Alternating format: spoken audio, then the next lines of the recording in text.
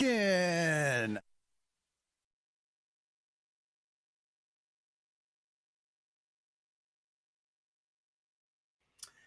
Hey, everybody. Thank you so much for being here. I'm running a little bit late and I apologize about that. Technology issues again. So, here, check this out. Before I get started, I want to thank my sponsors. You can see them right here on this overlay. If you go to the link that I'm going to put here below, 5starguitars.com, 5stars based in Beaverton, Oregon. If you go to the link below, 5starguitars.com/all access live, and enter the promo code of all access 15, you're going to save 15% on everything you see there. Plus, there's no sales tax.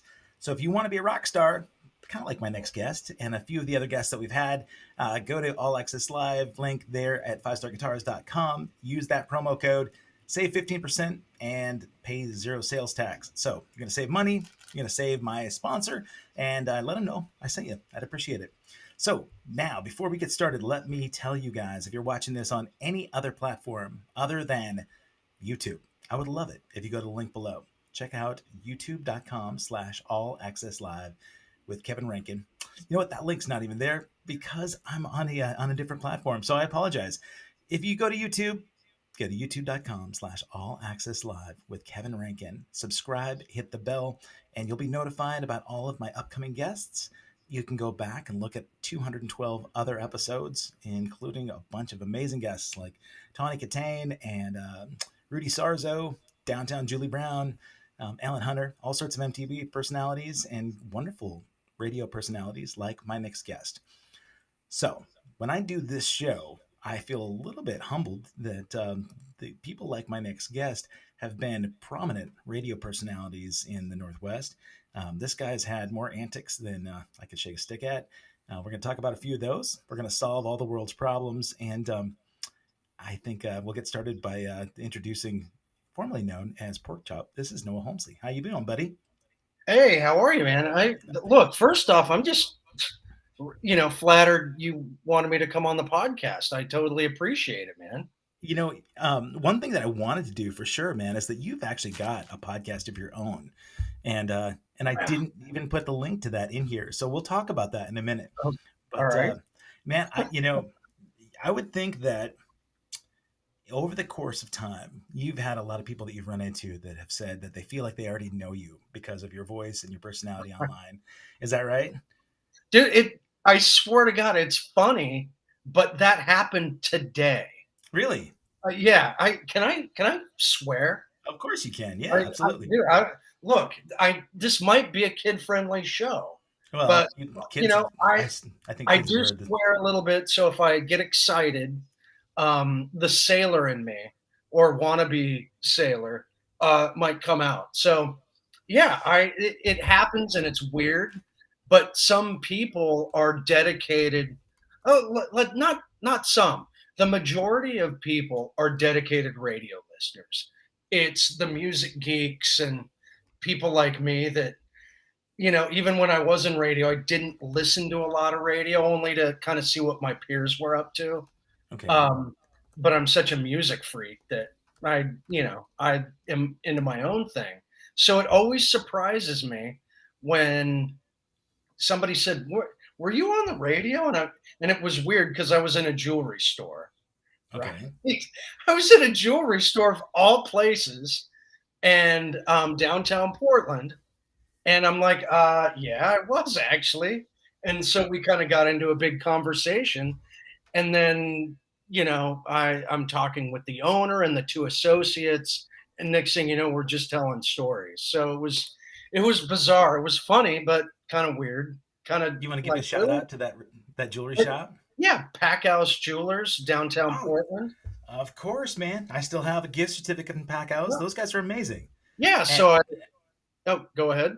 that owner, actually, I know he's a huge music fan too. He was part of a sponsor for the Oregon Music Hall of Fame, and that's Yes, Rick. yep, Rick. Yep, Rick. Rick Pack. Yeah. So I, I met Rick and I believe Ian and somebody else, but yeah, it was crazy. It was I'm like, really? Yeah, You and then the owner, Rick, knows a couple of people I know. Just a small little world, and I felt like I was part of the store. It was great. So but yeah, it never ceases to amaze me. I'm always just in bewilderment when somebody picks that out, and I'm like, yeah, you're the one that Yeah. was listening, you You know? know that's not true, man. Yeah. You're in the I mean, you can correct me if I'm wrong. I was thinking about the timing of this, but it was like late 80s, early 90s, right? That I mean late 90s, early Yeah, yeah, okay. late '90s, yeah. Um and you were a really I mean, that was at that point, the show that you were on was one of the biggest shows around the area in the hard rock scene especially. Yeah, yeah, I mean, if you were into hard rock, anything from Zeppelin to Powerman 5000 and Monster Magnet and kind of the whole Corn and the new rock and whatnot, yeah, you probably listened to KUFO, which was, at the time, a Portland heritage rocker in Right. in the radio world, and, yeah, so it was, and when you're in rock, look, everybody wants to be Howard Stern, Right. and or not maybe, oh, I want to be Howard Stern, but you take direct influences because it's that type of attitude, that type of format. You can get away with having fun and just doing some crazy shit. And maybe not now. I was talking to my cohort a few weeks back, Craig the Dog Face Boy, Okay. and we were talking about he's still doing radio in Sacramento, Okay. and he was like, we couldn't even do a quarter, probably three-quarters of the things we did then. We'd be in prison, Or and or yeah, or definitely at least get your show yanked and probably have some pending charges out there somewhere, right? yeah, yeah, Well, right, we can crazy, get into some of those. I definitely want to talk about, some of these yeah, crazy stories, but um, the interesting thing is, I've had a lot of your contemporaries on this show, right? Buddies like Dave Scott and love Daria, Dave. I Daria. was on Dave's podcast. He's a I great actually, he is amazing, man. And like you, he's got a really recognizable voice, perfect voice for radio, but it's not the kind of radio voice that you would expect to hear in a strip club, right? Or hey, don't forget to tip your bartender. guy. But I love his persona, his authenticity, and unfortunately, you guys all have such a similar story, man. I mean, the outcomes of radio and the way that things Right. and a lot of that stuff is sort of behind the scenes. If people are fans of the radio and fans of the music thing, they don't realize how cutthroat the radio business is. And I would bet that you've heard this over and over again that people make assumptions about, like, boy, you must be just making millions of dollars, right, in radio because entertainment, they see it as this personality that um, we don't all have Howard Stern contracts, first of all. Yeah. But radio was never an opportunity for people to make a bunch of money, even back in the day, really, right? You just had peripheral sort of things that brought in income. And Yeah, yeah, so, yeah. I mean, when you talk to Craig, the dog face boy, I mentioned this to you when you and I had coffee about a week or so ago that I listened to the show incessantly when you were on. I mean, I'm certainly a fan of that demographic, but I had a tough time with his personality. I listened to it primarily for the music and for your sort of sidekick, sort Right. of banter. But his thing, it was just the shtick, and I know that that's probably not indicative of all of who he is as a person. It was just he had to be kind of the gruff, sort of angsty asshole guy, right? And there were personality types like that on other radio stations as well. And I realized that I was a true audience member. I just interpreted what I heard and brought my own opinions, and so I'm sure I'm not the only person that's told you, like, yeah, you know what, I just couldn't stand that guy's voice or I didn't like his attitude. But you knew him personally, and I bet your perspective was completely different because you knew the real dude and not the character, right? Yeah, yeah. But you bring up a great point when you spoke about you tuned in for the music and maybe what my personality brought to the dynamic. Yeah. And you get two people together. You don't want two of the same. You don't Right. want two of the same people because I think for an entertainment value, it gets kind of boring and predictable. Yeah, for sure. And you need a little bit of uh, polar opposites going on. So there's some friction. There's definitely a little more depth to the content of the show, and definitely. And look. I mean, out of the rate, we almost came to blows a few times. Really? Oh yeah, like here's. I just remember Craig was the consummate show prep monster. And he taught me everything I pretty much know about radio. I mean, he wanted to be as big, if not bigger than Stern, and he was driven. Oh, And he saw something in my personality. Look, when him and I met, I was doing overnight weekends, coming in, you know, ready to rock at midnight with I had a Grateful Dead bucket hat on every day, and I was totally like, living the lifestyle, and not I didn't care about much other than having a good time. sure. And so he probably saw somebody that he could, for a lack of better terms, fuck with. And but he also knew that he could mold me and teach me things to help me become a better broadcaster. And I took to it, and we didn't always see eye to eye, but in the long run, I knew what he was doing was a good thing, and I better learn as much as I can from it. But we would show prep the hell out of everything. And when you think, if you're in the middle of a conversation, at least with our show, and you're the listener, and it sounds like a party and everybody's going crazy, there's a direction. Yeah. It's you have to show prep it and prepare to make it sound like it's loose and everybody's having a good time. And maybe Craig will say something, and I'll go a direction and take the bit in a place he didn't want to go or didn't agree with. Okay. Him and I are looking at each other doing this eye to eye, and I can tell there was one time he didn't like where I was going with the bit, and I don't know what the hell we were talking about. It could have been who knows what. And we had, we only had maybe like 30 more seconds. I could tell he was pissed off. He clicked the song, he ramped, talked over the intro. We went into a commercial break. We went into the next song, which I do remember it was a Rob Zombie song. Okay.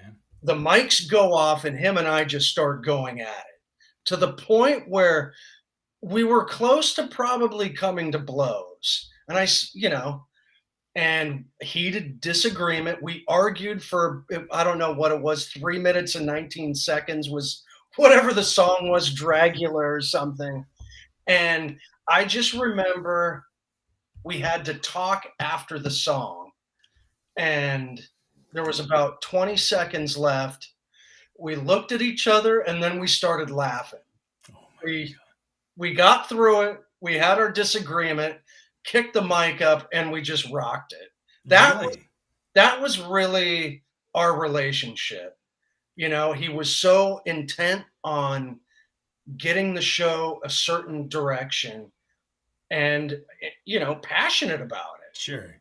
And look, we didn't always agree on what we thought was the right content. And as the show grew, my role as a broadcaster and a part of the show grew to where he respected the content and ideas I would bring to the table. And over the course of time, he would use my stuff more and more. So there's some respect. That was always a big, what I thought was a big feather in my cap when a guy like that, or let's say a Kid Chris, who I him and I was on his morning show at KUFO for a spell. And then, even John Canzano, who's the sports columnist at the Oregonian, when I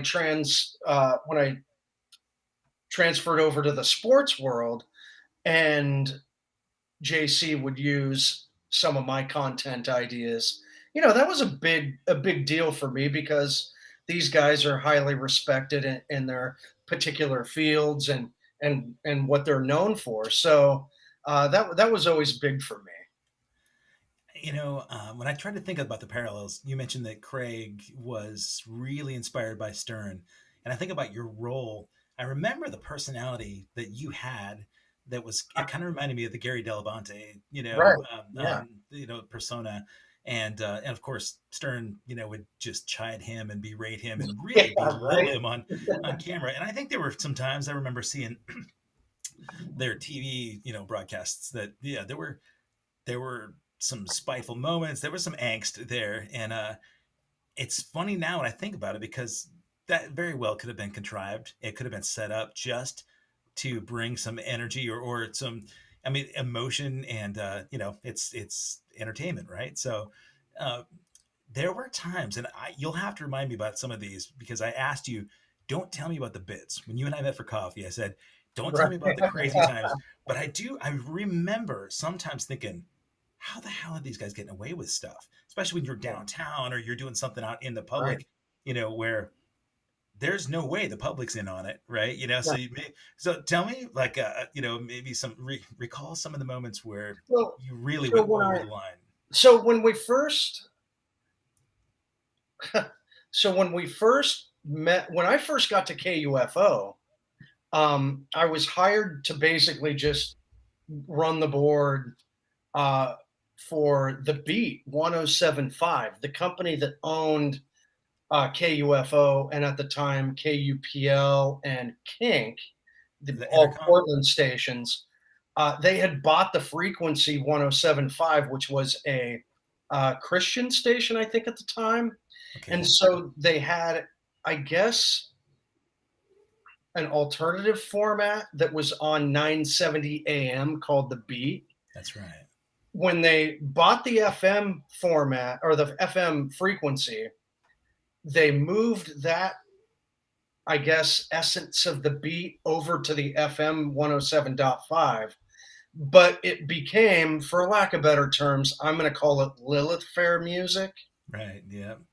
They had ceased to bring over the alternative aspect of it, the tripping daisies, the stuff like that, the hardcore alternative, Okay. and they started inserting more Sarah McLaughlin's and uh, what all of that stuff. Yeah. Yeah. So so I went straight from college to board opping this, and then after about a month or two, the program director said, "Why don't you crack the mic and do some breaks in the middle of the night?" Of course, and then at some point, um, they they had fired. We were all in the same building, and the night guy at KUFO had been fired, and Okay. they brought in. I can't remember if I switched stations over to KUFO before that moment. Anyway, they blew this guy out because radio companies just fire people on a whim. Um, his name was Casey McCoy, and he Okay. Yep. did nights at KUFO. Bill Prescott was in the mornings. Al Scott was middays. Glenn So Shannon. Glenn Shannon, thank you, Yeah. afternoons. And then they hired Craig the Dog Face Boy from Modesto to do nights. Okay. And then I slid over to KUFO to do overnights. So we would have this crossover that we call it in the biz, where the final break of the guy that's getting off at midnight would bring on the next guy, and we would just have a quick chat before he would take off and I would take over. Okay. And he would just poke at me a little bit, and we'd have a quick laugh, and then he would be out. I didn't really think anything of it. And, a few weeks of this went on, and then I get a call from the program director asking if I could come in for a meeting. And I get there, and Craig's there, and the program director, and they were like, "Look, we're thinking of expanding the night show. How would you like to, maybe get some more part-time hours? You'll still do your weekends shifts, and maybe answer the phones and do some production type stuff." I'm like, "Yeah, sure, all right, whatever." Look, I was waiting tables at Olive Garden at the time, Oh my and still God. going. I'm like, "Whatever, get me out." Yeah. Enough So, of the free bread. so I did that, and Craig was like, "All right, so screw whatever the PD said. Yeah, we're gonna answer some phones, do this and that, but we're gonna get crazy. Just to let you know, are you up for doing crazy shit?"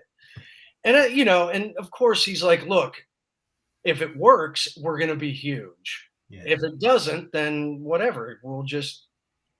You won't work any more than you are."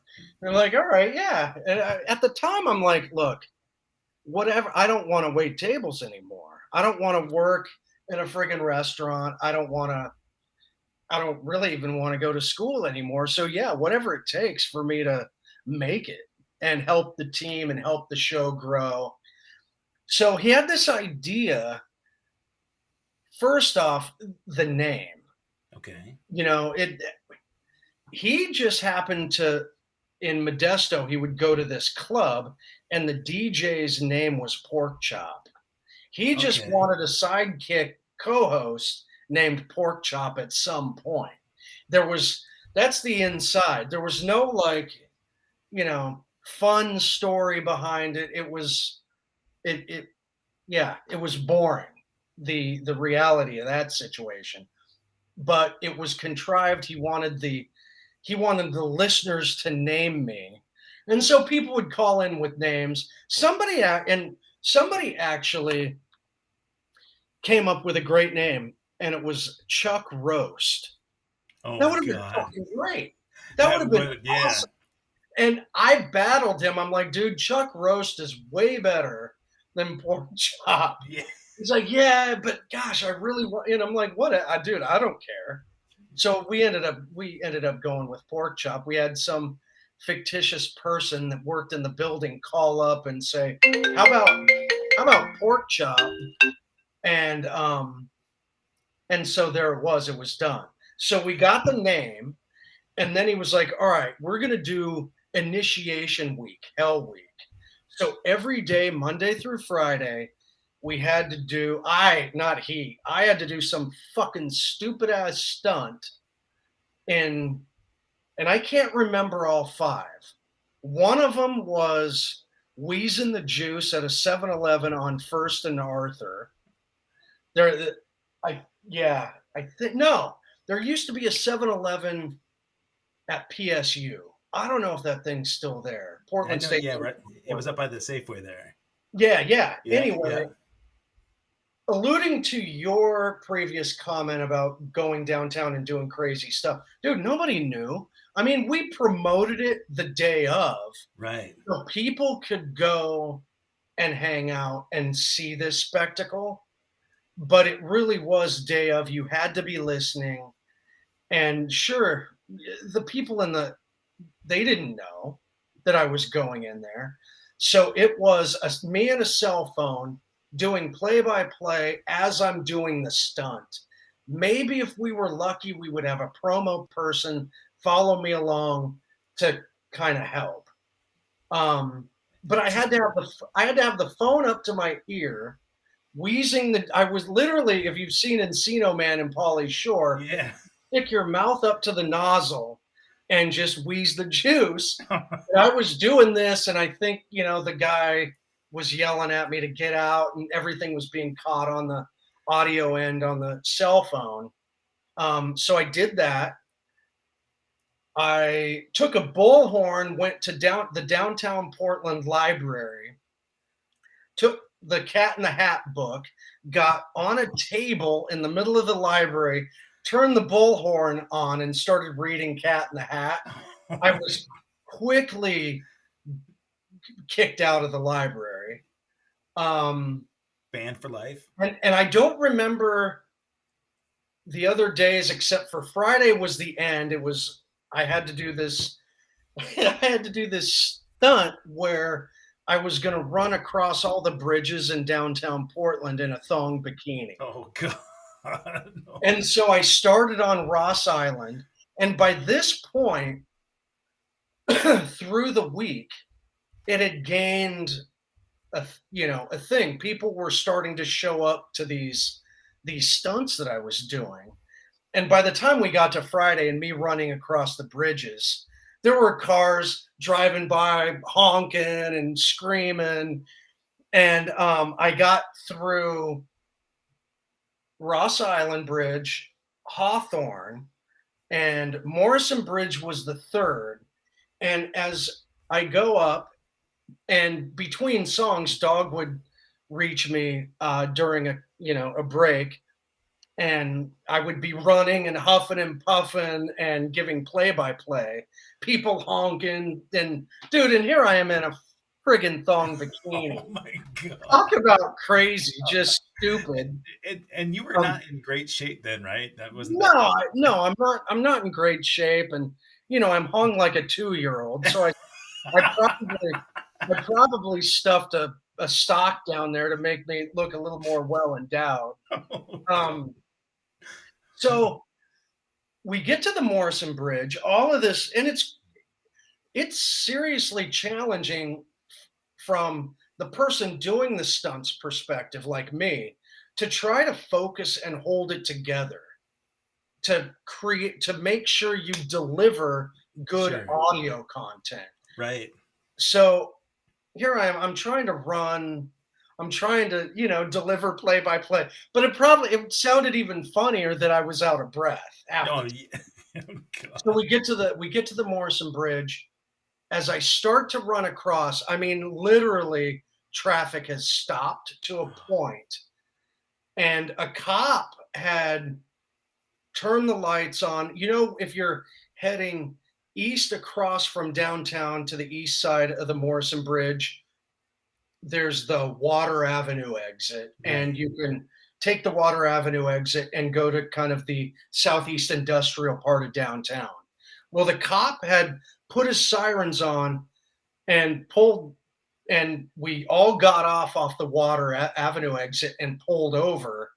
And then, of course, at that point, I told Craig, I said, "Look, dog, I'm a little scared." And he's Oh, like, good. "Why? You might get a ticket. Who cares?" And I'm like, "Well, I think I've got an unpaid ticket for possession of marijuana." Oh God. And so, in perfect radio way, Craig was like, "Uh-oh, hang on, everyone, don't go anywhere. Porkchop might go to jail." Oh, And then he went to a commercial. So it was like the perfect tease yeah. to bring it back. Anyway, the cop ended up giving me a ticket for impeding traffic. Of all Really? things, yeah. Are And you kidding? and of This is course, the company gladly paid right. the traffic fine. I mean, You it was so anyway, I couldn't do the other bridges because the cops. you made But three. That's pretty impressive, man. yeah, yeah. Think about, this is way before the naked bike ride absolutely stops traffic, for hours on end. And, the street racers right now have been, shutting bridges down for, Right. for hours at a time too. But I think, the nice thing about that stuff is that most of those stunts, they're not hurting anybody. It brings for some humor later on. If you think about some of the stuff that Stern would do, and our dear friend Mike May, Race Banner, we've talked about how he took the politically incorrect thing, like Stern did, to a whole different level. And while I would laugh about a lot of that stuff before, I think, man, most of the people that he was roasting probably had some pretty lasting effects afterwards. I mean, Right. there's depression and pretty sad shit. So, the things we do, I guess, when we're young and ignorant, right? So, yeah. But I, I should tell people too if they're watching and they hear Noah's phone going off there. As you can Yeah, see in the sorry. link below, no, like Porkchop has a full other alter ego, right? Where he's a real estate agent, and just like um, Zia from Dandy Warhols, we had to make sure that we left her available to be able to make money in the real estate market. So if you get a hop and lead, man, don't feel free to just take it, but we have to do it live, right? So we have to Yeah, hear, right. Hey, why right? not? That's right. I forgot. She's an agent as well.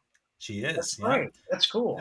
I think it's it suits entertainers well because I think for the standard stuffy real estate agent, people are tired of that, especially if you're in Portland. You want to have somebody with a little eccentricity and a little bit of creativity, and you know Right. um, from what Yeah. I've heard, you're a fantastic agent too. Dave Scott raves about you for sure. Yeah, well, So, we'll see. We'll see if I can sell a few more homes. But look, I had an opportunity to. My last day in radio was the first Friday in April of 2018. So it was almost 3.5 years ago when I was invited to leave. okay, Um, invited. look, it is what it is. I basically priced myself out of a job, and yeah, I did. I had a job offer in Longview, Kelso. Okay, I had a job offer in South Bend, Indiana, and to be quite honest with you, those the Longview Kelso one maybe, and even South Bend that was at a rock station, and I just maybe you shows of know your own. I felt like I would be starting at least financially over again. It's like, great, now I'm going to have to put in X amount of time before I can make any real money. Right.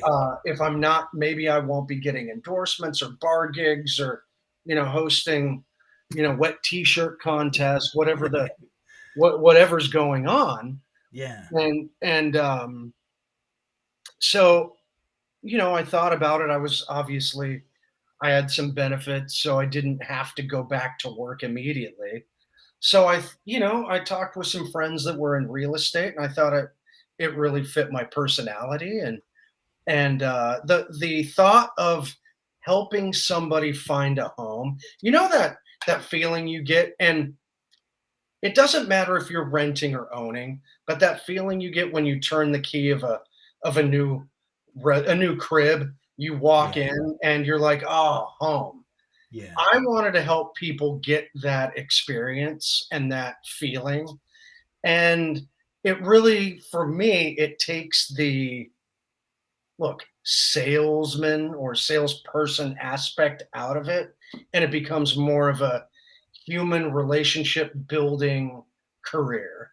Sure. So I love that part of it. There's a lot of trust, right, that has to Yeah, go into working with somebody to buy a really substantial part of an investment. And I think for somebody to trust their almost their entire life savings or their future with you, they've got to be able to feel a connection with you. I would think. yeah, I've owned one home in my life and been here 20, I guess 23 years now almost. right, Um, but I'm looking at relocating as well. And you talk about that feeling, turning the key. right. One of the things that I've found is that, I mean, I remember looking for homes, and while that part wasn't exciting and it was daunting, to have a place to call your own was really, really special. And I loved the agent that we worked with. I felt taken care of. I felt like, okay, this person has our best interest at heart.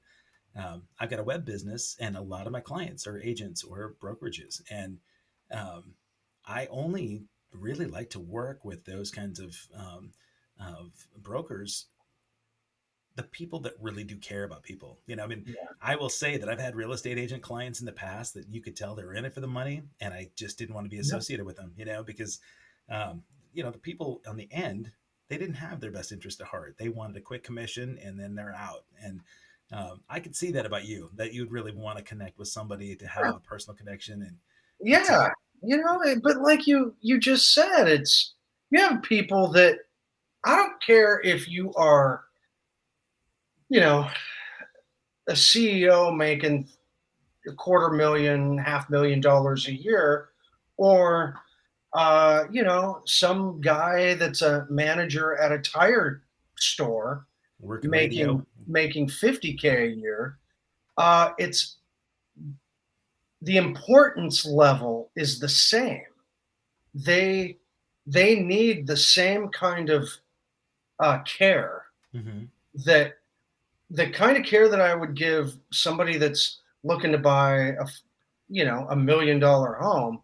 I need to take that kind of level of care and show the same thing to the person that's buying a 400 in Portland, a $400,000 home or more. Yeah. The home prices are a little crazy, but um, and if an agent doesn't care that much, I think you can tell. You can Yeah. tell if their heart is not in it for their client. Right. They're like, look, let's rip through this real quick and get the papers signed, and I'll be off to my next client. Right. I just can't operate that way. That's good. That really, I mean, it's nice to know that. Um, I think there are a lot of people that watch this show that are outside the Portland area, and there are certainly areas around the country and around the world that have inflated a real estate market. But it is pretty funny to hear you talk about a $400,000 home. And while that seemed like this, incredible amount of investment at one point, I mean, they're not. You're going to be um, you're going to be really hard. It'll be hard for you to find anything that's not dilapidated and ready for uh, Right. dozing, for 400,000, which is unfortunate. But so what does that make it tough for you to be able to like sort of work with the market as it fluctuates and Yeah, um, yeah. You have to be fluid, but you have to be able to, as an agent, um, you have to have conversations with your client and set realistic expectations, hmm, and sometimes have those hard conversations with them. Look, I know what you want, but you just don't have the budget for what you want. Let's make a list of and put what are your top priorities, and then you find, once that they've understood it, and maybe you've taken them to a couple of places that they want to look at, and then you take them to a couple of places that they are have a realistic shot of getting. hmm, Um, then that level of expectation, it either comes down or it doesn't, and the relationship between realtor and client, maybe it doesn't go further than a few showings, and sure, the fit isn't there, hmm, or you they understand they have to maybe take a step back, sit on it for a while, and then reevaluate in 6 months. But look, sure, the market changes. I mean, yeah, excuse me, from 2 months ago, it was a crazy seller's market.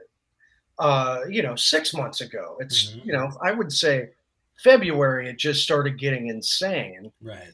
Homes Um, homes going for 100,000 and over asking, and yeah, yeah, now you're starting to see the playing fields level a little bit. hmm, The you're I At least I'm not seeing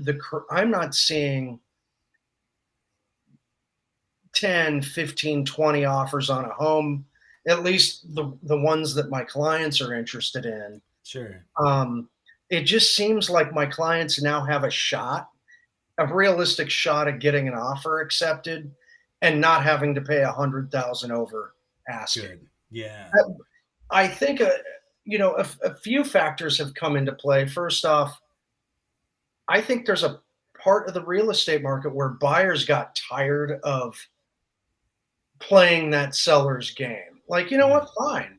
We're not, you have another offer that's 35, 40,000 over. That's cool. Take it. We're going to Sure. sit on the sidelines a while longer.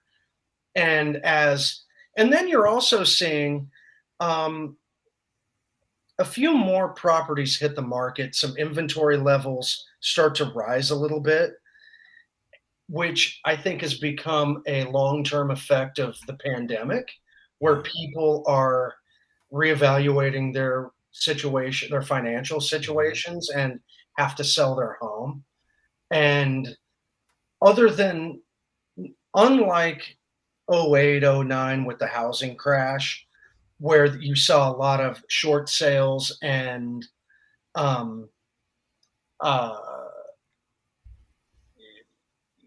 foreclosures, Mhm. you because there's so much equity now in homes, the homeowner can still, maybe they're 4 or 5 payments behind, they can still sell their home, pay all their debt, and still walk away with a chunk of change. Yep. So you're not seeing the foreclosures and short sales, but we are seeing a little bit more inventory in the marketplace, and that is leveling out the playing field.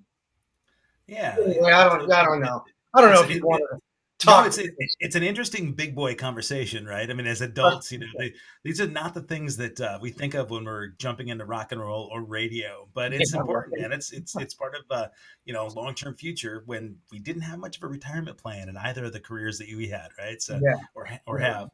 have. It's funny that I did, as you saw, I had a buddy that wanted to come and say hi to you. You met him the other day at coffee, and he's Edgar Allan Pug makes a lot of appearances on my podcast. So I love Edgar. there he He's is. awesome. Yeah, he's crashed out of my lap, and he's upset that we haven't done our 60 seconds of serenity in the woods today. But it's a busy day, you know. I was going to ask you, when you're showing homes, have you had some clients too that have said, "Hey, I recognize your voice. Do I know you from somewhere?" And Ah, mm,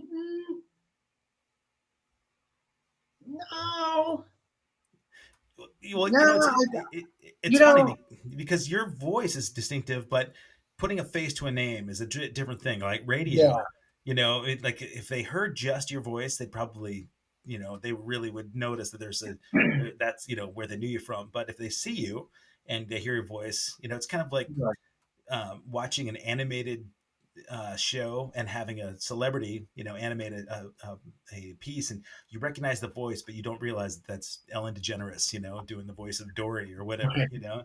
But I think, Sometimes, but no, I think through if I have long-term clients that that so I have 2 clients currently that we are working on closing deals with on homes. One is a friend. He knows me, and that's he knows I was in radio. he's seen you in the speedo. The other, yeah, the other person, a family. I've been working with them for over a year, and we finally are really close to closing on a home for them. And I can't, it's like amazing. And through conversation, it's kind of all come out. And then, so they're on their third try for a home. Okay. The first one backed out due to inspection issues. The second one, same thing. At the second one, when we were wrapping up the home inspection, the wife, my client, showed up with her friend. And then when I introduced myself and we were talking, she then said, "Oh, you're right. It does cut, it." A light bulb went off, and they obviously had had a conversation of what I used to do. And so she was tickled that it sounded like the radio guy. Right. Yeah. Yeah. You would hope that that kind of celebrity status would help, sell a home or Yeah, get you some more what opportunities.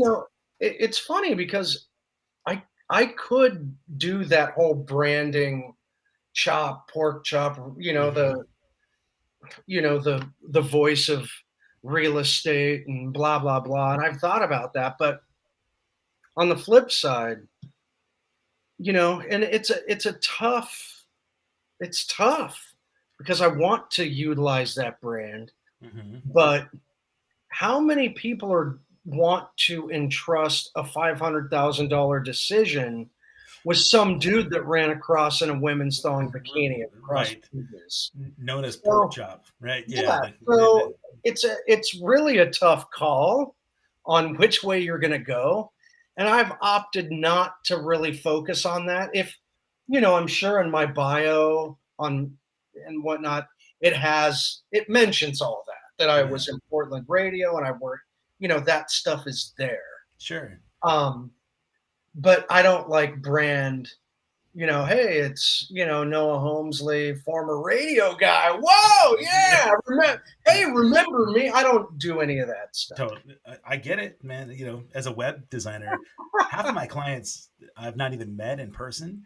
When I Right, do, get an opportunity to talk with them, I rarely like to have any connection about playing in a band, right? Because there's a stigma, right, yeah, associated. The idea that they're working with a drummer of all things is really, like, wow, this guy's not going to be a reliable web guy. But I I think it's nice to be able to have a conversation starter. If it's something like yeah, you, if somebody says, well, how long have you been doing this, and what were you doing before? And you say, well, I got to know people through on-air personality, and it was a logical transition to do what I'm doing. That makes sense. But if you had the opportunity, because you mentioned that transition to sports after music, yeah, and that you were a huge music fan, I do want to talk to you about your discussion about your interview of all time was a really fun one. But before we do that, your sports radio, you were involved yeah. a lot in local sports, man. Everything I look up about you is Portland Pilots. You had lots of Blazer discussions, and were you really into sports quite a bit as like growing up in this area? Yeah, yeah. Yeah, dude. I mean, I played baseball forever, Okay. and junior high and high school years, up until I was about 22, 23, I lived in the Tampa area. I'm Oh from wow. I'm from here, Yeah. but I moved away when I was 11. Okay. So, um, my youth was full of camping, sports. Um, I mean, I cycling, skateboarding, uh, Well, in that area, man, baseball. you had Rodney Mullen down there doing all the Yeah, street skate right. stuff. Yeah. But so yeah, I love sports. So it was, but it's totally different, dude. Yeah. When you first off, you are in a spoken word format. So I'm coming from rock radio where, and if you're not a all talk music or an all talk morning show, um, you basically are given, depending on how much of a content driven show you're on, you're given, all right, maybe you play two songs and then you come on for a 5 minute break. And then Right. you play a song, you come on for a minute, you go into commercials, you play another song, then you're on for another 5 minutes. Then, so, whereas in talk radio, you're on for maybe 12-minute segments. So coming up with content for a 5 minute segment is way different than holding a fucking conversation for 12 minutes that Right. is compelling, entertaining, gripping, and makes the listener want to stick around. Sure. So now, if you're, And you can't and, do it with like bits either, right? I mean, you can't no, go for well, the this is, yeah, salacious things. well, Yeah. I can, and Yeah. I'll explain that. Okay. Uh, Now, I had a ton of respect, obviously, before I went into talk for hosts that do talk radio. I get it. Yeah. But also, there's a lot to be said for a DJ on a music format station that can say something funny and memorable in 20 seconds. Right. That is an entirely different skill set, equally as challenging as somebody that can talk for 12 minutes. Right. Now, when KUFO was blown up, I was unemployed for about four months. And look, the only real bite I got was as getting a gig as a producer for John Canzano on 750 The Game. And He Gonzalez, he's he great. obviously saw. He tells me that one of the only reasons I was even thought of was because I had brought a resume in a folder to our coffee meeting. Okay. I mean, dude, I'm a professional guy. I Yeah. show up with, you know, everything. And in the resume, I had my resume, and then I had mocked up as a producer what I would bring to the table, like a show map, so to Like a speak. format. Yeah, sure. Yeah, like, all right, if let's say it's Blazers season, I would line up an interview. These are some of the topics I would put, all of that stuff. And it was in this nice, neat little folder. Well, apparently they had gone with another guy. And I'm like, are you freaking kidding me? And I'm like, all right, whatever. And this was probably a month and a half in of my unemployment. And then about 3 weeks later, I got another call saying, "Hey, is would are you?" I paraphrasing. Are you still interested? And I'm like, "Yeah, I could possibly be interested. Well, come on down." And then I had another meeting, and apparently the guy didn't work out, and blah blah blah. And so I was brought aboard to do it. Now, at the time, I wasn't hosting. I was just producing his show, and he would bring me on, and we would talk a little bit, and I would be a little bit of an on-air part of the show, but mainly it was booking guests and things of that nature. Um, but we had this conversation on air, and he was like, "Chop," and then I went from Porkchop to Chop, Okay. to kind of create a new beginning, so to speak. Sure. Um, A rebranding. he had he told me while we're on the radio talking about it that he had basically he said, "Oh, I tossed your resume folder in the back of my car, and one day I saw it, and I picked it up, and then here I am." Mm. So he said it's because of that folder and the presentation, he didn't throw it away. He was like, "I kept it because I felt like I could possibly use the folder at some point." Oh And my then god. and then he obviously wasn't grooving with the person he brought in, Mhm. and he was looking to replace him. And instead of going through a whole nother search, he remembered that resume in that folder, and then he went back through it, and then they hired me.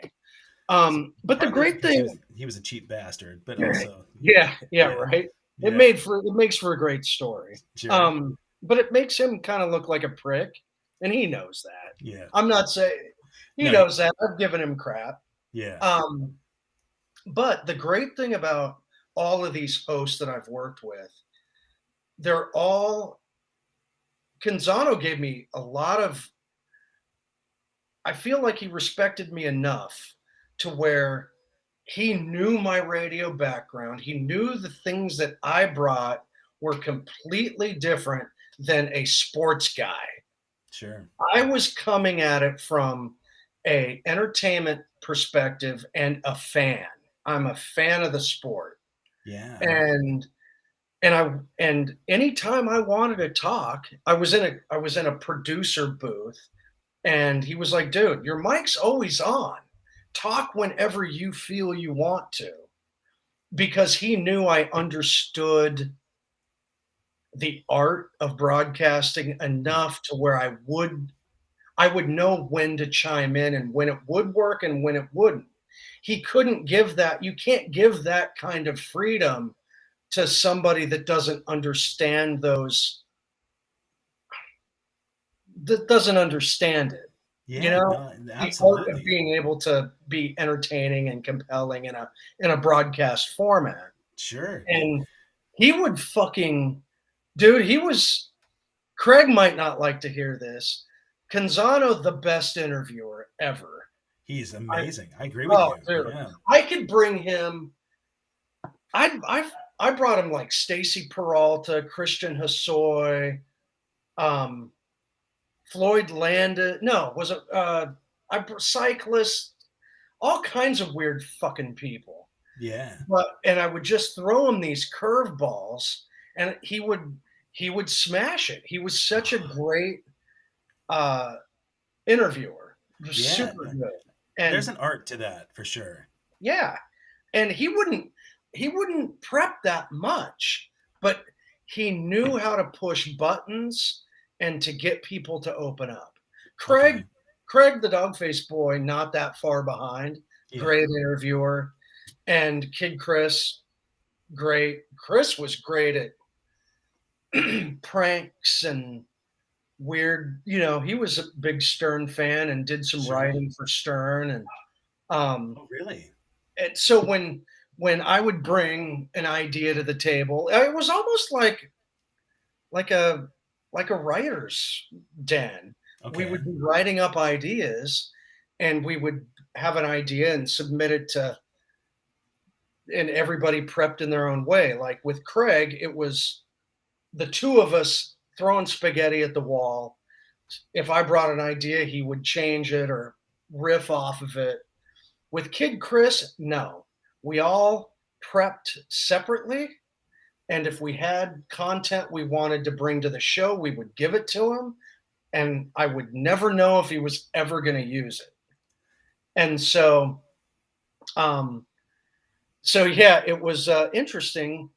Canzano didn't want my prep. It was, hey, grab the interviews and then um, go from there. But each personality, they definitely had their own way. And here's somebody I didn't know people could send in messages, but somebody piped in, wanted me to talk about the time Craig the Dog Face Boy and I interviewed Rob Halford of Mm-hmm. Judas Priest. Yes. I don't know. Should I talk about that? Absolutely. All right. You know that Rob would actually get a kick out of you retelling it. Yeah, yeah. So That was Scott Valentine, by the way. It's good to see. It's good to see you, Scott. the bit, hey, what's up, man? So the bit was at the time, I believe Rob had come out of the closet and announced that he was gay, which is Yeah. great. Right. You got to give people just be you. Right. And so we had him on the show, and Craig thought it would be kind of a funny idea. Is maybe wouldn't work today for me to pretend I was gay Okay. and to ask Rob for advice on, you know, relationship advice. Oh, that's great. Okay. So then, we go through the interview and have fun and do what we're doing. Sorry about that. That's it. Um, Noah's making money. Look at this. yeah, right. So we go through the interview, and then Rob, I think it's Rob. I can't remember if he was the one that initiated asking if I was a top or a bottom. Oh, Rob did. Yeah, I Oh my believe god. so. And then I just made it up, and then Yeah. he said, "Oh, good. Well, I'm such and such," and then everybody laughed and Oh, that's it so went great. on. Did you ever meet Halford in person? No, not in person. It would have been But fun, for you to bring the story back up because do he's you got know him? a great sense of humor. So, dear friend of mine, I'll make this short, but the about 10 years ago, and I just had Drama Rama on as my guest a few days ago. About Okay. 10 years ago, we did a show. I was playing with the Animotion at the time. We're playing in Buffalo, New York. The band is amazing. All those guys in Drama Rama are my pals. Mike Davis is the bass player. We're flying back from Buffalo. We're flying to Real LA. quick, did they do the song "Last Cigarette"? They did. Yes, sir. Yes, that's a great Yeah. call. anything was like their biggest hit, right? Okay, But Last yeah. Cigarette, great tune. And we're talking. He said, "Yeah, man, I got to hop right back on a bus and heading on tour tomorrow." And I said, "Dramas like you guys?" And he said, "Yeah, we're playing Seattle next." And I said, "Was Dramarama?" And he said, "No, Halford." And I go, "Like Rob Halford from Judas Priest?" And he said, "Yeah, man. Yeah, I've been playing with him for like 10 years." And I'm like, "Wait a minute, what?" And he said, "Dude, you know about my metal history?" And I said, "No." He was the original bassist in Lizzie Borden. He's in Decline of the Western Civilization, Part Two, Wow. the metal years, and you can go back and watch the movie. So I said, "Dude, I would kill. You got Bobby Jars on back. I'm playing drums in this gig, in the Halford gig." And he said, "Yeah, Bobby Z, man. He's my buddy." And I said, "I have to come see that show." So he said, "I'll put you on the list." I took a train up to Seattle to go see him. Opening for them was Dave Lombardo from Slayer's band Film. And Halford came out. And at that point, Halford's like mid to late 60s, right? It's He crazy. came out and was, well, first of all, before the show, my buddy Mike says, "Hey, come out and hang out on the bus for a little bit." So I go to the bus, got an incredible tour bus. All the guys are, camped out having some drinks before the show. And I said, "Is Rob even around here?" And he goes, "No, Rob has his own bus." And I said, "Oh, he's like one of those." And he goes, No, but he's a sober guy and he likes to have his own space because he doesn't want to be around the party. And he wants us to have the flexibility and space to do it without feeling uncomfortable. He's Right. that gracious, which is a really rare thing. So Yeah. while I'm talking to him, Rob pops his head on the bus and he's like, "Hey, can I get you guys anything?" I'm like, "Wait, what?" Like Halford's Yeah. going to come and serve you guys? And then during that night, the show, mid to late 60s, however old he was, he came out and he had the most incredible performance, dude. That guy's voice was stronger than anybody and so full of energy for like almost 3 hours. And Mike said, "Yeah, here's the deal." He said, "We're doing a handful of shows with Halford. Then we're opening for Judas Priest for the rest of the tour." So Halford would come out and he'd do an hour with his metal band where it's fast. I don't know if you've seen his solo band, but it's hardcore. I haven't It's seen them live, but yeah, they're good. and then do 2.5 hours with Judas Priest afterwards. Oh, So when most people are retired and they're sitting on their porch, like just talking about, back in the day, telling people to get off their lawn, Halford's out there kicking ass, like answering, right. dating questions with guys on the radio and just slaying for 3.5 hours. I had Yeah. so much respect for that dude. So anyway, Yeah. that's a long story, but yeah, Halford had, and when I talked to Mike about it, my buddy Mike, he said that guy is the most down to earth, humble guy you've ever met. He's a cat guy, which if you follow him on social media, he's always got his cats on and he's sharing stories about like antics that his cats got into. Like what hardcore metal guy is like that, But Right. I love Yeah, it. So a he, lot of those guys, though, and Halford, obviously one of them. They really cared about taking care of their voice yeah, because look, in metal, a lot of bystanders that are just partying don't realize those guys sing, man. oh They are yeah, just super, and women too, there's no auto tune I going mean, on there. yeah, Yeah, they belt it out, and yeah, you have to sustain that for so long, and if you want any longevity, if you're smart enough, Rob Halford smart enough to understand to make it, you're going to have some longevity. You got yeah, to take care of those vocal cords in your body. yep. But yeah, mad respect. That's cool. I love those. For me, I'm so grateful to get to see those kinds of things on the road. Yeah. I mean, you talked about being a big music fan. Yeah, I love your story about how the guys at the radio station knew what a fan you were of the Pumpkins. You want to Oh tell the yeah, story about yeah. that interview? That's right. You know, I- previously, so there was a point when the Smashing Pumpkins became kind of passe. You know, they they did that Bullet with Butterfly Wings, or no, the Melancholy, maybe no, yeah, Infinite Sadness. Melancholy for Infinite Sadness, that Yeah, whole double album. And then they kind of hit their peak and they became passe and ooh, I don't like the Pumpkins. And then they came out with that album Ava Adore, and they wanted to do a let's do secret club small tour, a few dates, Then we'll do the big kind of arena thing after that. And so they they were supposed to do they were going to do Portland. That was on the little tour, secret tour. And if you were a fan and followed the band, newsletters, websites, I can't even remember what it was, but they would give you clues on where to get the wristbands to get into the venue. And at the time, the venue was supposed to be, dudes, it ended up being Burbati's Pan in God, that's downtown Portland. crazy. But it was Capacity supposed to be 500. originally it was supposed to be friggin' smaller than that, but it got so out of hand, they had to move it up to Burbati's, right?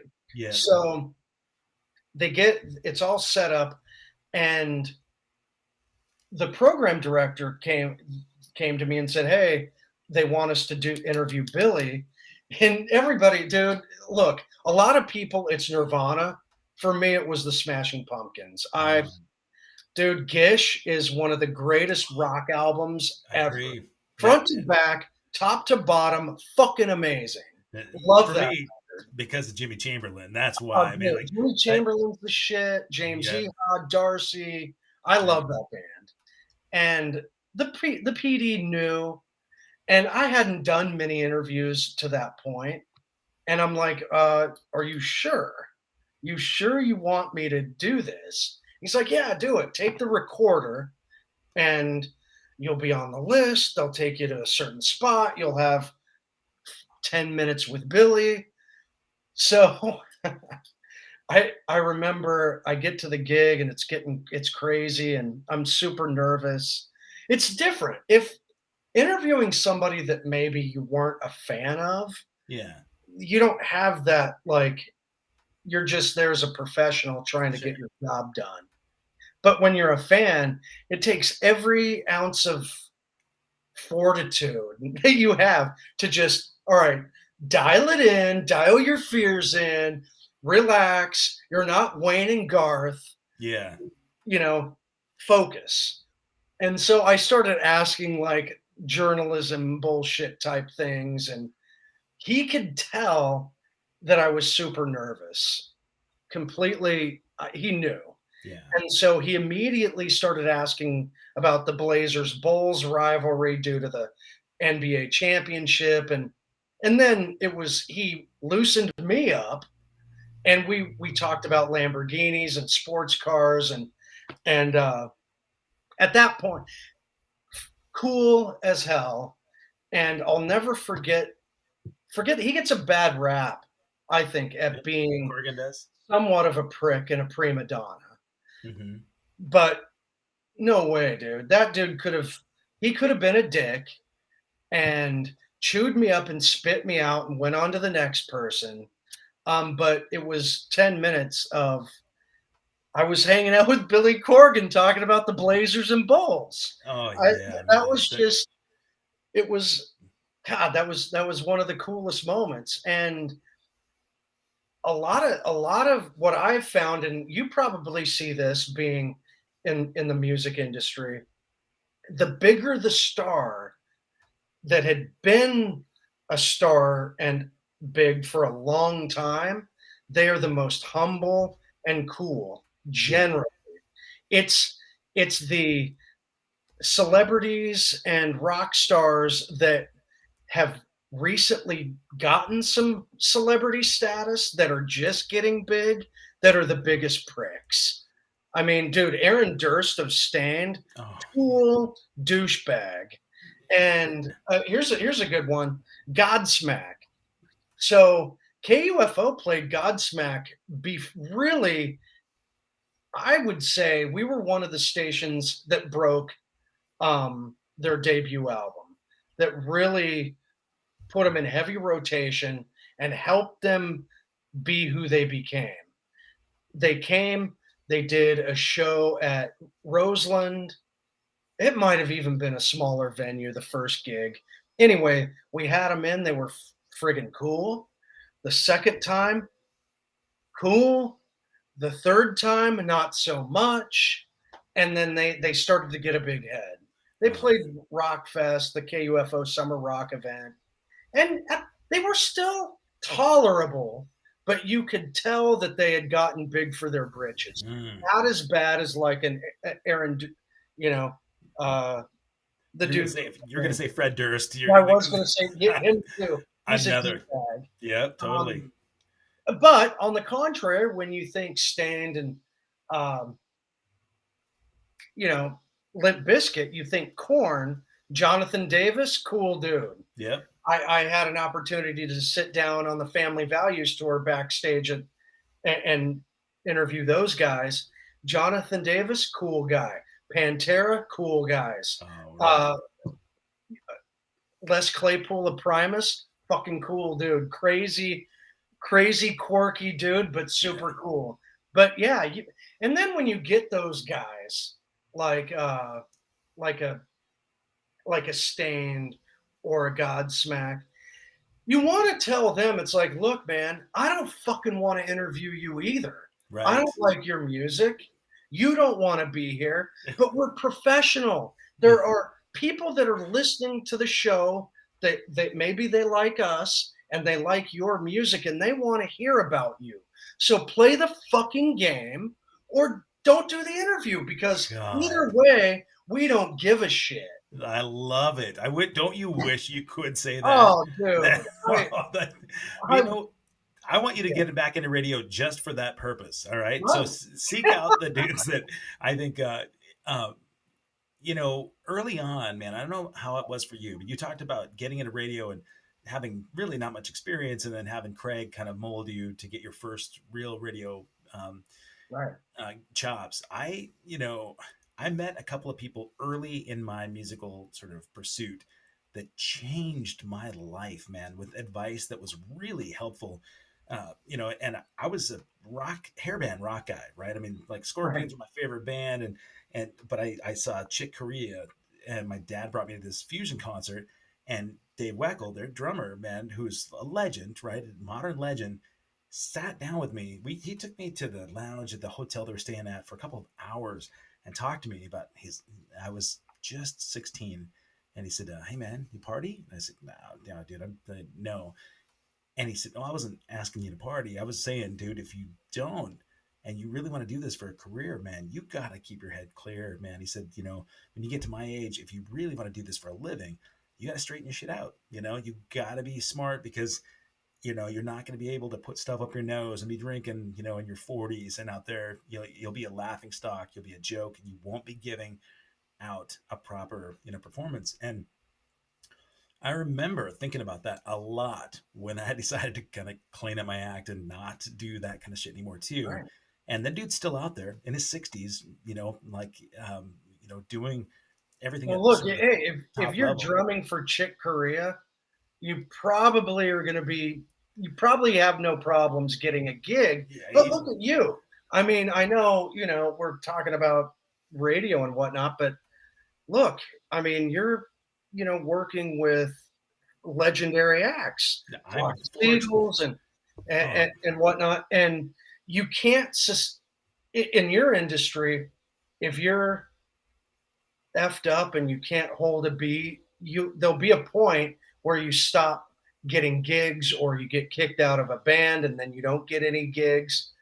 The fact that you're doing it, dude, that's great. I mean, you obviously got it. You got it.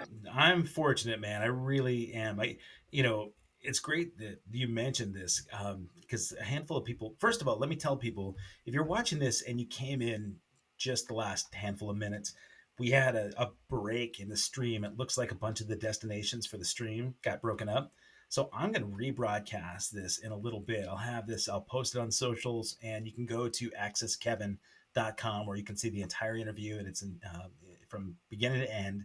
And but like Friday, dude, 3 days from now, I'm playing the Greek Theater, right? I'm playing in LA with some of my favorite bands, and we're headlining this gig, dude. I'm gonna read you the list of bands we're playing with: Flock of Seagulls, Romantics, Missing Persons, Naked Eyes, Stacy Q, Glass Tiger, Dramarama, Animotion. The guys from Oingo Boingo are on that gig. Musical Youth, man. Pass the Dutchie. Remember those guys? Oh, wow. Yeah, man. It's and well, Richard Blade, I mean, he's hosting the thing, and of course, radio personality. He does a lot of those kinds of things. But I, I have a handful of friends that they'll catch me if I'm bitching about being burned out on the road or whatever. They're like, "Wait a minute, dude, are you kidding me? Look what you get to do." And a good friend of mine, he's the house drummer on The Voice on the TV show.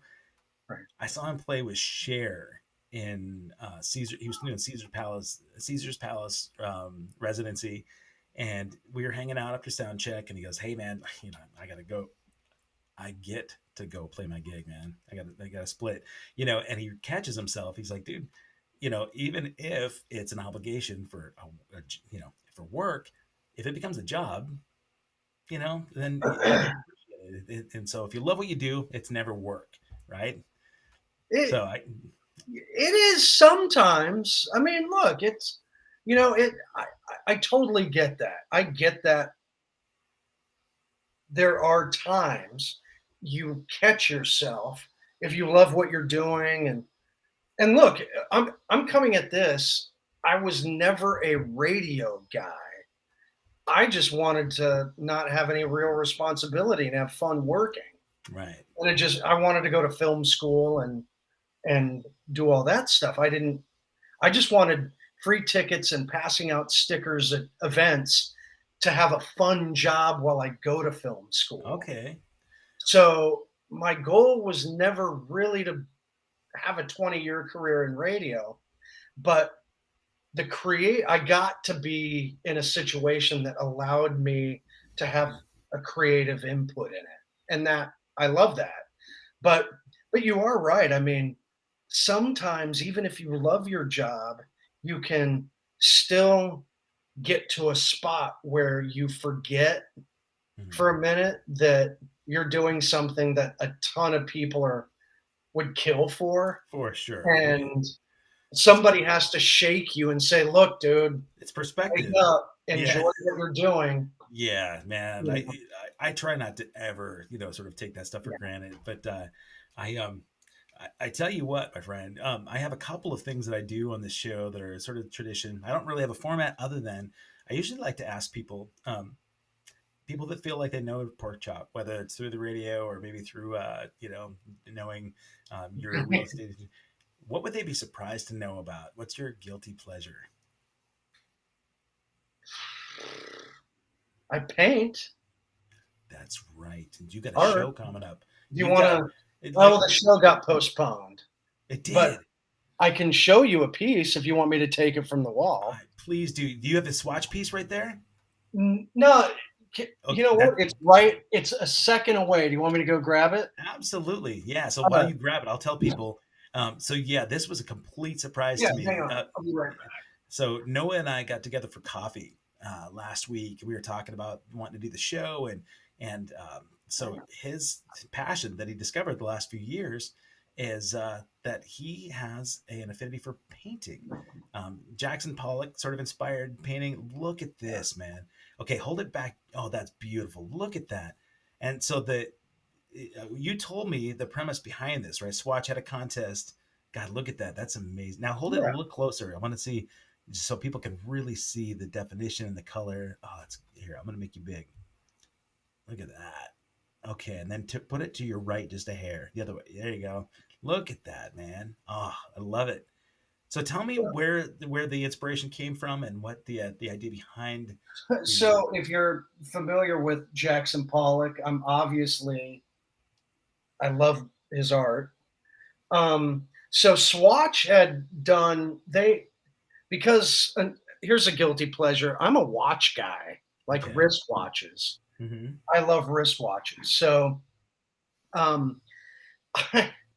like a geek, I am. I get all the newsletters from all the big watch companies that I'm into, and Swatch. I mean, I had a couple of Swatches in high school, and when I got back into watches, I thought it would be fun to get a Swatch again, and I'm on their newsletter, and so an email came through saying that they have an art contest going on, and you could submit a piece of art, but it had to be kind of celebrating your nation, whatever country you're from, your nationality.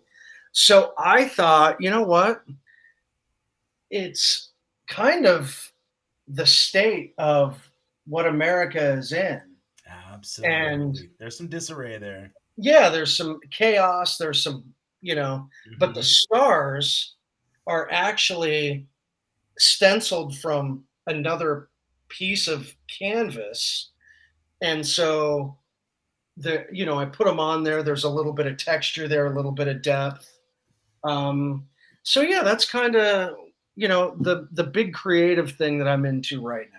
I love it. You mentioned that the show got postponed. If Right. somebody wanted to see more of your work, where's the best place that they could see So Noah's work? yeah, Instagram probably. It's Okay. my handle is at Noah's Artcade. So it's Okay. kind of a play on the Wayne's World guy, Noah's Arcade, but it's Yeah. it's Artcade, Noah's Artcade.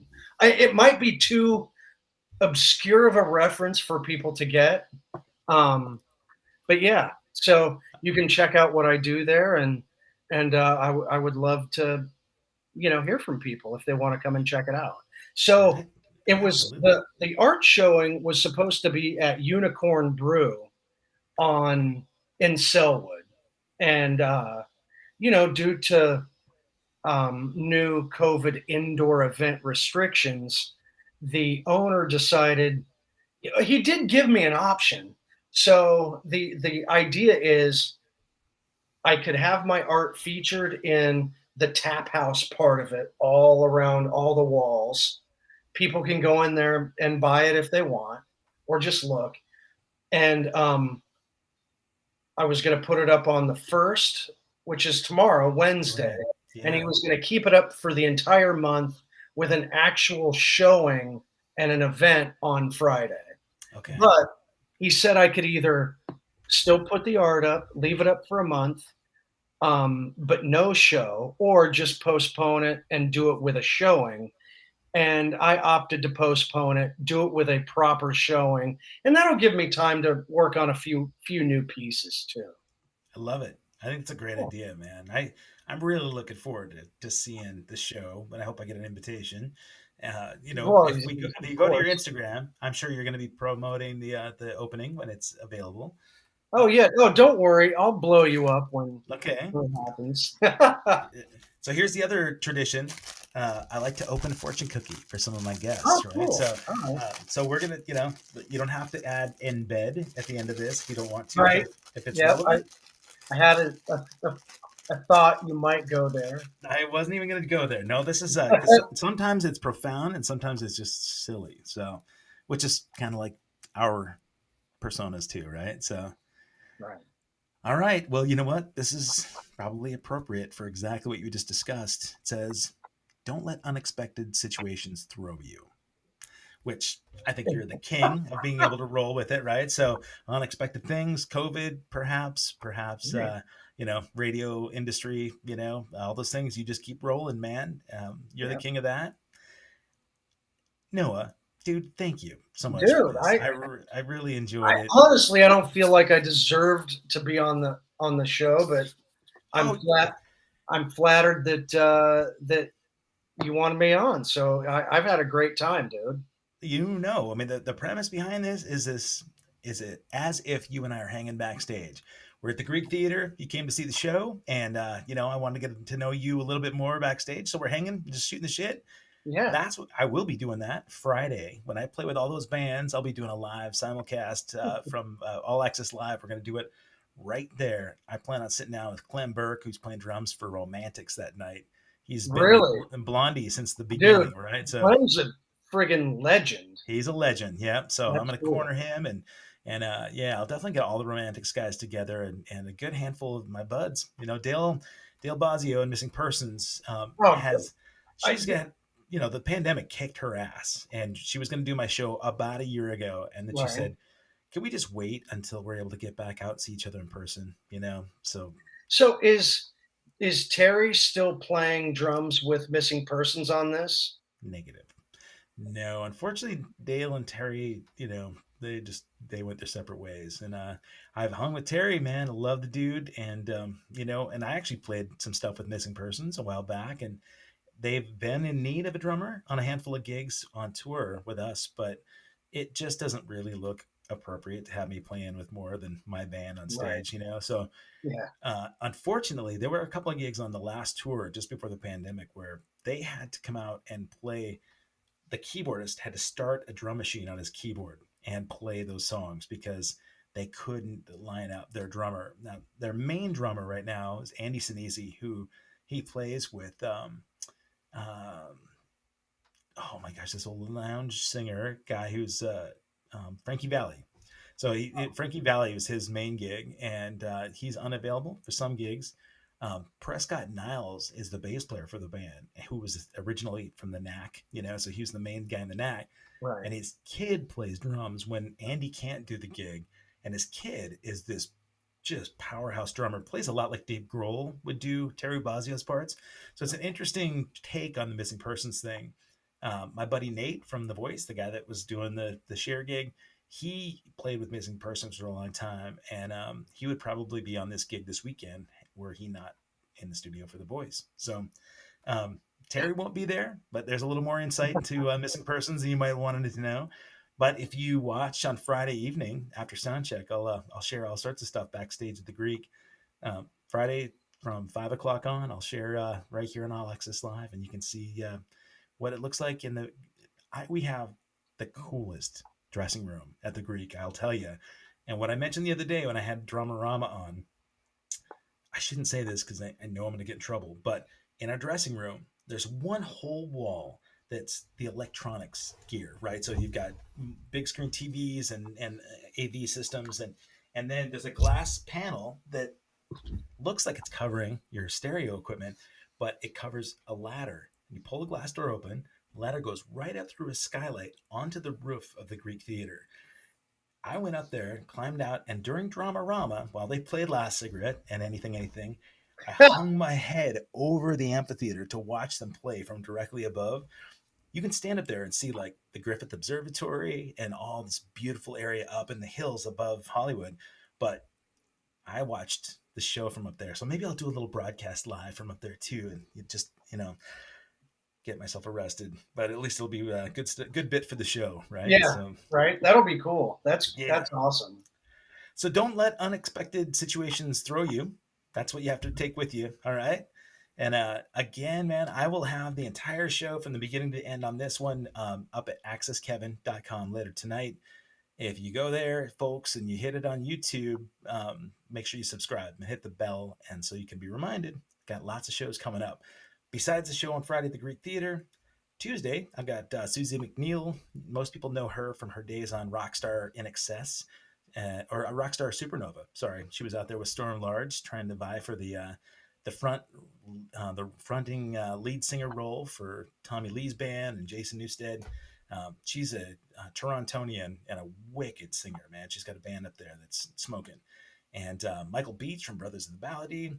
We'll have Clem Burke on. I've got Lee Scalar coming up. Lee has not only been through so many, 100 at least bands from the like Grammy Award winning Hall of Fame bands from Oak Ridge Boys to played with the Stones. He's played with everybody. He'll be on the show in September as well. So a lot of fun guests coming up, a wide variety of stuff. Unfortunately, no Ron Jeremy. Looks like Ron's predisposed at the moment. So sorry for that, guys. We'll have to reschedule that for an indefinite amount of time. But I want to thank my buddy Noah Holmes here for hanging, and Porkchop dude. Thank Thank you you. again, my friend. And guys, thanks for chiming in on the chat. I hope to see you Friday from the Greek Theater. Thanks again for hanging.